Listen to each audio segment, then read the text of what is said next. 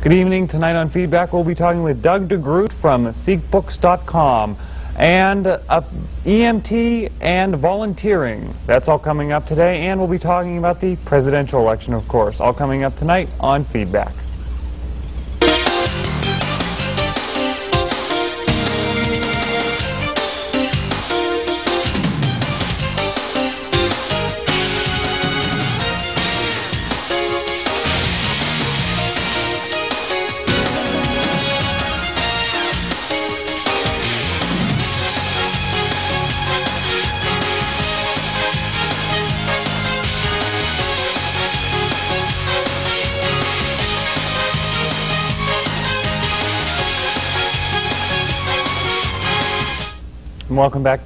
Welcome to Feedback, not back. We weren't that way that long. Welcome to Feedback. I'm Mark Espadakis. Tonight, as I said, we're going to be talking with Doug DeGroot. He's the creator of SeekBooks.com. What is that? Well, we'll tell you coming up after the break. And also joining me later, it will be Matt Exley. He's an EMT here in the Clarion area. We're going to be talking about what he does, but also about volunteering and the state of volunteering in the country. But first, as I said, every week I try to give you a little bit of an update on the presidential campaign. A lot of exciting things happened this last week. Interesting, maybe not exciting. Liddy Dole has decided to drop out of the race for the Republican nomination, and really I think that was kind of a surprise to me. I realized that she wasn't going to win, and I think she realized she wasn't going to win, but it was kind of interesting that she was the first woman really who's actively pursuing this possibility, and I wasn't going to vote for her. I don't think many people were going to vote for her, but I think that the interesting thing was that she was the woman running in the race. And she did give a reason for dropping out, and it doesn't surprise me. I don't think it's going to surprise you. I'm sure you've heard. Money. She could not nearly at all match what George W. Bush and Steve Forbes are raising on the Republican side of the ticket, and that is the reason that she went out. And also, you know, her husband, Bob Dole, remember the Viagra thing?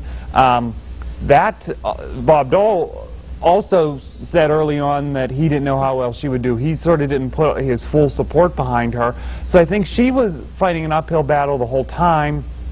Well, she's out now. But there's now been speculation maybe she'll be a vice presidential candidate with whom I don't know. It's probably going to have to be George W. Bush if she wants to win.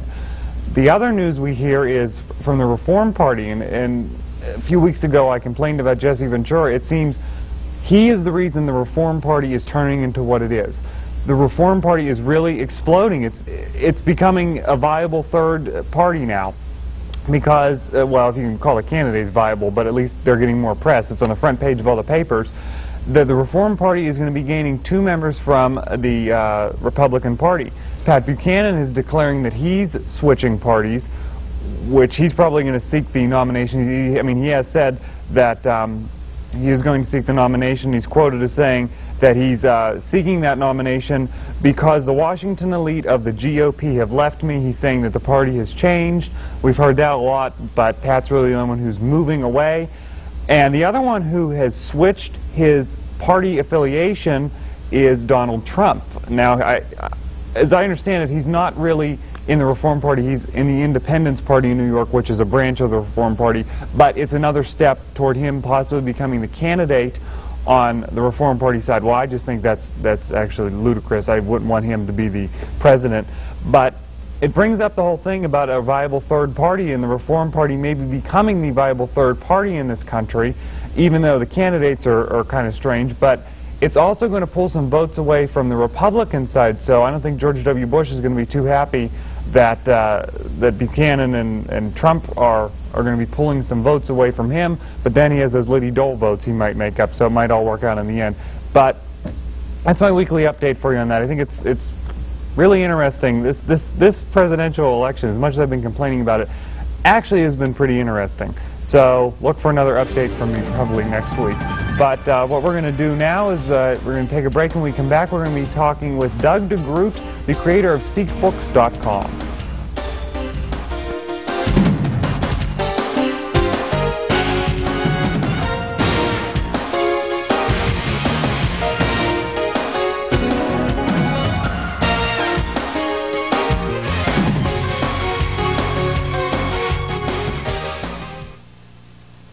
Young children cannot stand on their own.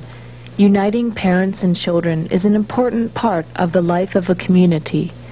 Stand for Children encourages people to make a personal commitment to stand for the health of children. 300,000 Americans marched in Washington, D.C. last June to support Stand for Children Day. Stand for Children seeks to lift the belief that children need our help to stand.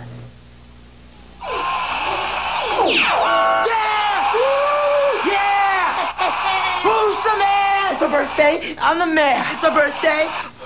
Exercised lately? Go for a mouthful. Go for the fun. Come on, go for cake. Cakes for everyone. Just one stack is what it takes. And it's Gopher cakes.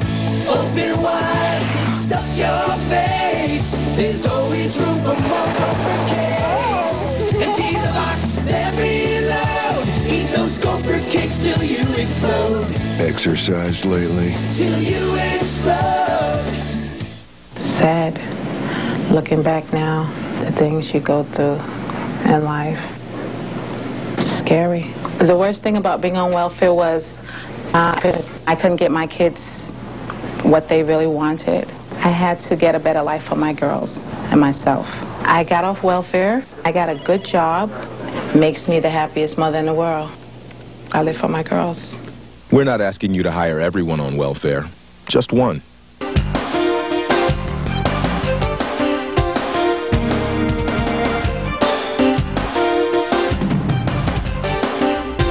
Welcome back to Feedback for this Tuesday night. Joining us now on the phone is Doug DeGroot, and Doug is the creator of SeekBooks.com.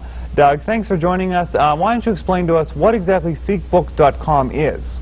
First of all, we're an e-tailer of books on the internet. We have an extensive database of primarily books from every genre, about 500,000 titles. And then in addition to that, we are a portal for all of the websites that deal with books. We have over 7,000 independent publishers that have their books listed in our site, where consumers can come directly looking for, as an example, children's books by authors that they would not find at someone like Barnes & Noble or Borders or Walden's or your traditional bookstore. They may be regional titles, titles on turkey calling, or titles on any one of the subject matters that you might not find in your regular store. Now, I was reading in this press release from a little bit earlier that you sent us that also on the website there's going to be books by independent authors and small publishers. Now, does your site, you were talking about genres, but does your site also offer things for these smaller writers and smaller publishers? Most definitely, and that's really how SeekBooks came about, was to create a search engine that was different than a Yahoo or Alta Vista site, because the word book automatically brings up millions and millions of return responses. So when a consumer would put in something like children's books, they may have guest books, they may have all kinds of things that deal with books, but nothing on children's books. Where if you put that search into our search engine, you'll find that we come up specifically with children's books or historical books or any one of the genres that would be conducive to that. We bring up a very good response fairly quickly on any one of those particular areas. Now, how long has the site been up, and generally has it been a positive response? How's the response been?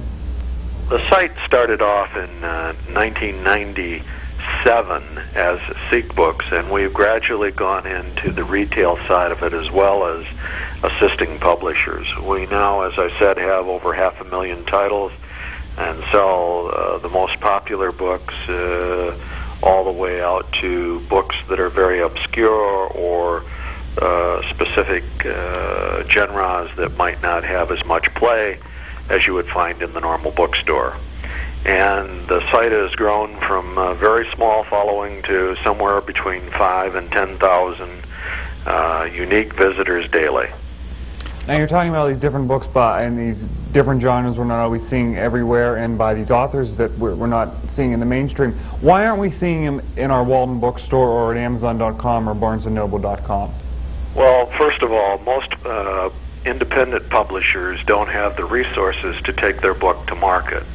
Let's look at a normal book that would be published by some author who is unknown at this moment. The first thing is they have a whale of an expense of getting it published and printed, and by that time, when it comes around to the marketing side, they think, well, if people start to buy it, then it'll take off. But there's really more than that. There's a distribution network that has to first pick up a book, like it, then they have to put it in their catalog, then they have to get it to the book buyers, which are the independent sellers, and they have to like it enough to bring it to market. Oftentimes those are things that require funding as well, such as a turnout or display or marketing in the background to bring that book specifically to a market, and that requires funding. Most authors are not funded well enough to do that, and so therefore they wind up in garages or in local bookstores where they sell 2 or 3 or 4 until there is someone in the publishing industry who can take a liking to the book, or until they decide they want to pitch them. So, and there's several great books, really good books that never get beyond the publisher in the local area. Okay, say I'm one of these authors who has this book, and I've taken it to a few people and they've read it and they've liked the book, but I want to get it some more national exposure or even more regional exposure. How do I do that through seekbooks.com? Well, first they have to create their own website or have us create a website for them. We do that for a very small fee, somewhere around $225 for the year, which creates a 3-page site where the consumers can buy it by Visa, American Express, MasterCard, Discover Card, and then list it in our search engine just as they would list any other site by going to the Submit Your URL page, going through the information provided there and listing their book. From that point on, then any other marketing that they do, either by radio or television or print media, or any of the publicity that they would have, they would give them the URL for that particular location. If consumers can't find it by going direct from the publisher, oftentimes because of our following, they will find it by looking for a specific genre, history in West Virginia or history in Pennsylvania. If someone's written a book on that and they've registered it, then consumers can go directly and find it. Okay, since money seems to be the big thing in everything, let's talk about profits. Is seekbooks.com making a profit from everything that you're doing?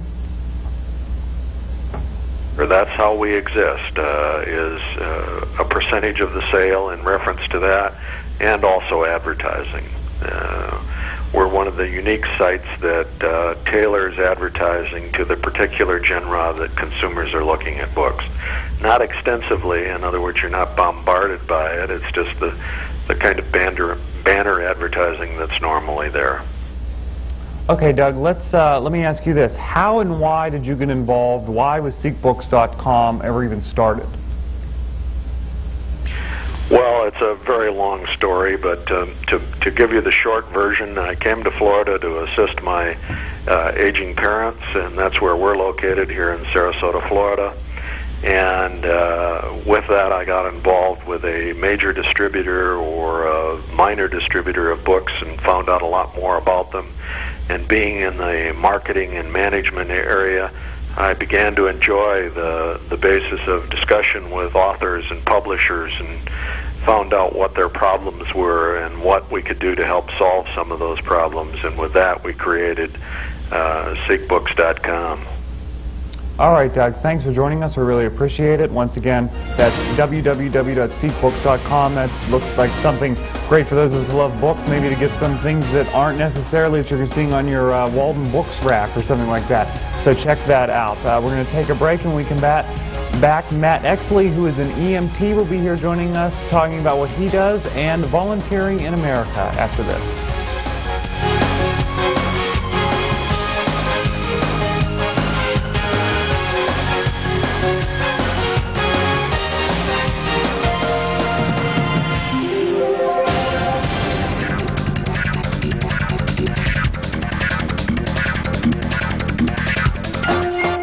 Introducing new frequent phone hours. Use the phone just 8 hours a week and get this free phone cradle. Use it 12 hours and get a speakerphone. Use it 15 hours and get this cool headset. Or stay on the phone 20 hours a week And get a pasty complexion. flabby body, and a great new nickname at school. Exercised lately?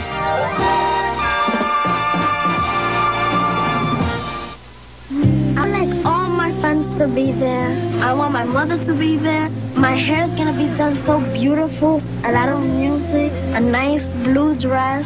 I want to be beautiful for every single person that goes there. If I get shot, I want to have a nice funeral. Every day, 10 children are killed by gunfire. Help stop the violence. Call 1-800-WE-PREVENT for free information. Not one more lost life. Not one more grieving family. Not one more. It's not just about making plans. It's about making a difference. And taking an interest, not just earning it. At Edwards, it's about more than investing. It's about knowing you. My every hope, my life, my world, it all begins with a dream. Edward Jones, investing in you and your dreams. In Clarion, see Gary Martin, located on Main Street. Phone 226-7896.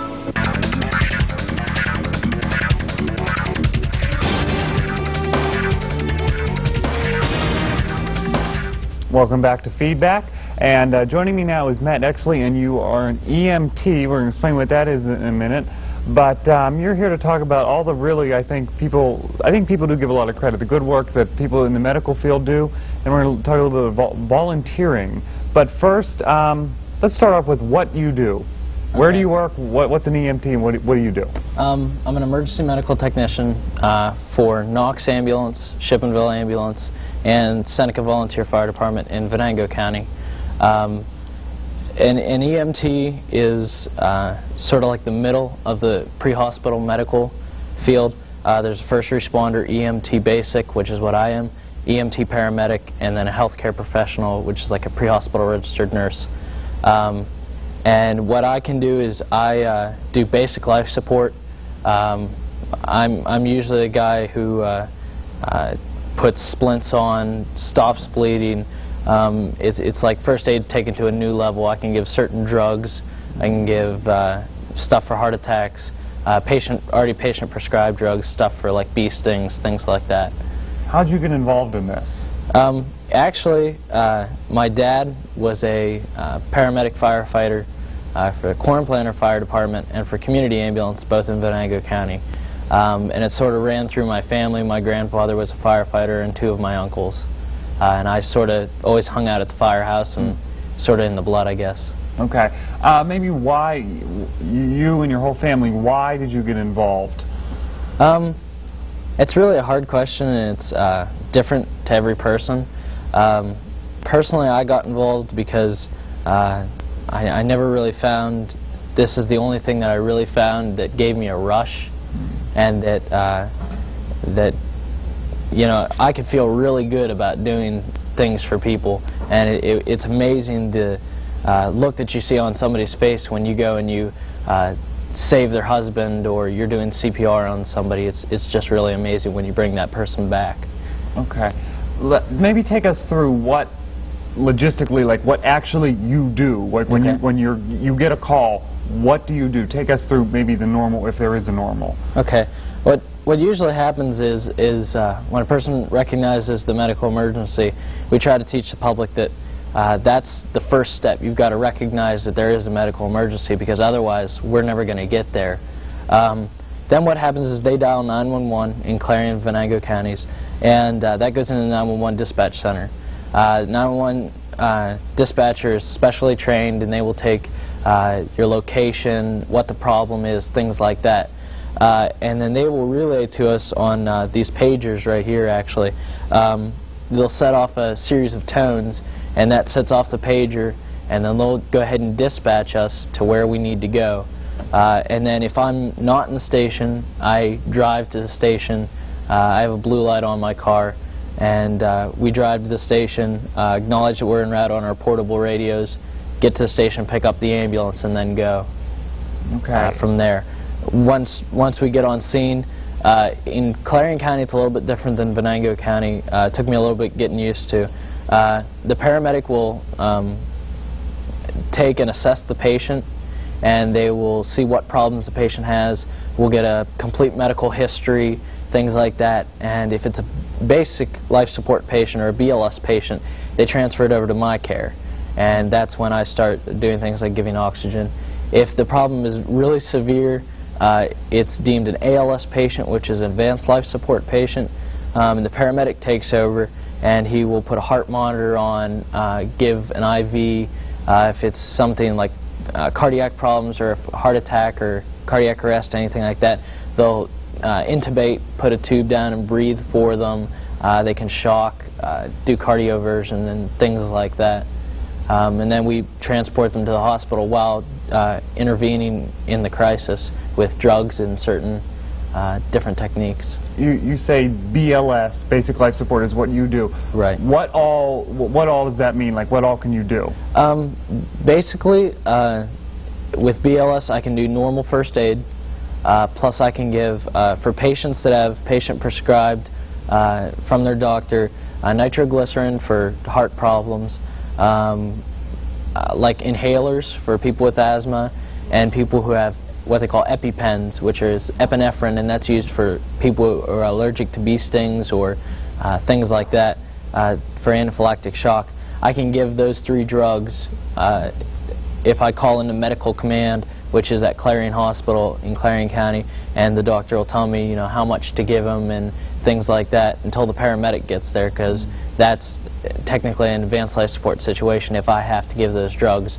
And the normal drug that I give is oxygen. Oxygen is one of the biggest things that we give because it's the #1 life priority function. And that type of stuff, we can do what they call use an automatic external defibrillator, or AED, and if we find a person in cardiac arrest, we can shock them back with applying 2 pads to the patient's chest, and the machine actually talks us through it. You have to have special training in it, but just in case some people are nervous, it talks them through it. And we actually, at my fire department, we had just gotten the AED and certified in it, and I think it was like 2 days later or something like that, we actually saved somebody. They had a heart attack alongside the road, and we shocked them back into a normal rhythm, their heart working again. Speaking of training, what do you need to do that, like to become what you are? How many years have you been training? How many years have you even been doing this? Okay, I started out as a first responder in Pennsylvania, which you can't give drugs like the EMT or paramedic, and you can't use an AED. And that was, I think it was something like 80 hours. And that's the very basic medical training you have to run anywhere with EMS. Then I became an EMT, which is 120 hours, and that was our class for like Monday, Wednesday, and an occasional Saturday for 8 hours on a Saturday, and we learned all our things there. We did a lot of classroom and a lot of practical work, so that we actually have to practice on bedside manner too, because we have to be really courteous and caring when we walk in so that the patient's not scared. Right. Is this a paid position? No, actually I'm a volunteer with all 3 agencies. Okay. Is that generally the norm? It depends. At Knox and Shippenville we have paid paramedics, because paramedic training, it's something like 1,000 hours, or it might be something like 400, and I think it is in Pennsylvania 400. But the paramedics have to spend so much money on their training and so many hours, they almost have to be paid because you can't spare that amount of time. The EMTs are usually volunteer. Okay, and you were talking to me earlier that is there not enough, or can you always use more? Actually, we can always use more, and there isn't enough. There's a lot of times we don't have the EMTs for the call.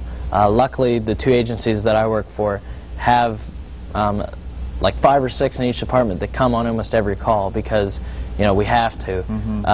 In my fire department, though, we always need people, and actually in both EMS and the fire department, because you can, you know, even if you're 85 and you're retired and you don't want to go into fires or you don't want to take the training to become an EMT, we always need drivers for the vehicles. We need people for fundraisers because, I mean, it costs a lot to stock an ambulance and buy one.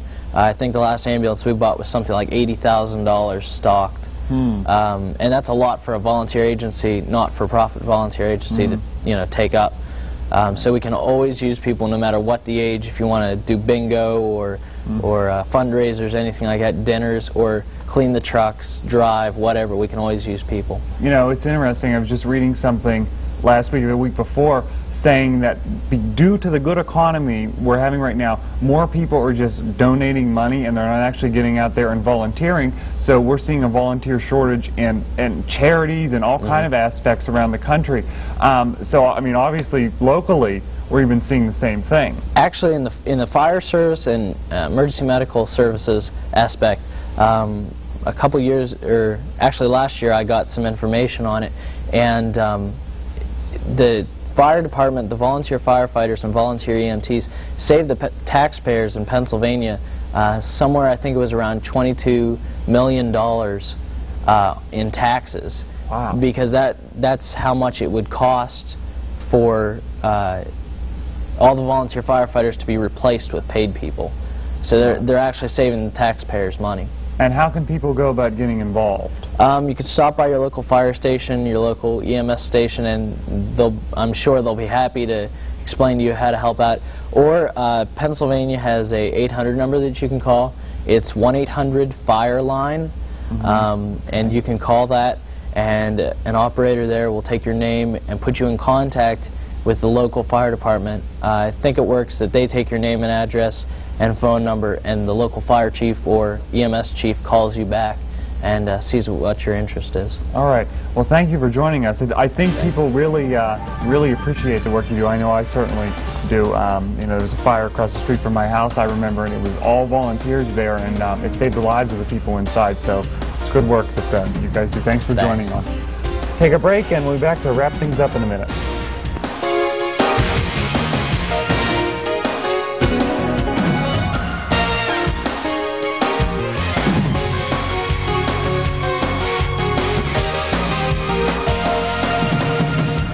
Out from the crowd is easy. You stop in at Fashion Bug, located in the Clarion Mall. Whether you're looking for junior trendy, girls, or fashion for women, they have it all with many different styles. With our newly expanded shoe and accessory department, you're surely to find that special touch to enhance that new outfit. And if you have a fashion question, our experts are here to help. That's Fashion Bug, located in the Clarion Mall, just off Exit 9 of Interstate 80. Open Monday through Saturday, 10 a.m. till 9 p.m. Sunday from noon till 5.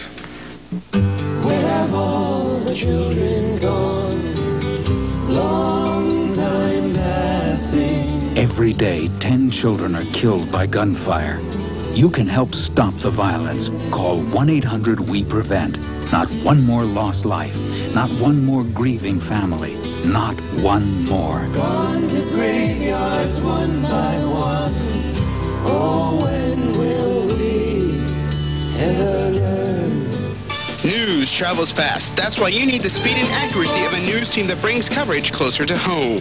Every Tuesday and Wednesday night, join TV5 News for Clarion's only live local newscast on television at 8. Tune in for the latest in regional, state, and national news. Plus, with our newspaper exchange partner, the Clarion News, teaming up to bring coverage closer to home every Tuesday and Wednesday at 8 p.m. Clarion's only live local newscast on television at 8 is here on TV5.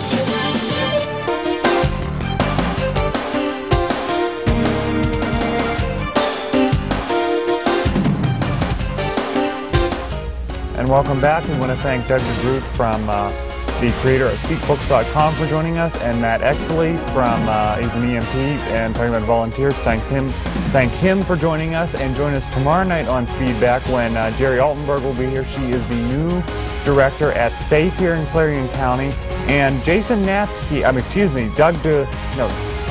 lost. Jason Natsky, like take three, will be joining us tomorrow. He is the mayor of Valencia, New York, and what's so important about that? Well, he's 19 years old, so that ought to be an interesting interview. Join us for that. I want to thank again Doug DeGroot and Matt Exley, and TV5 News is coming up next, and I'm going to go and try to untongue-tie myself. Thanks for joining us.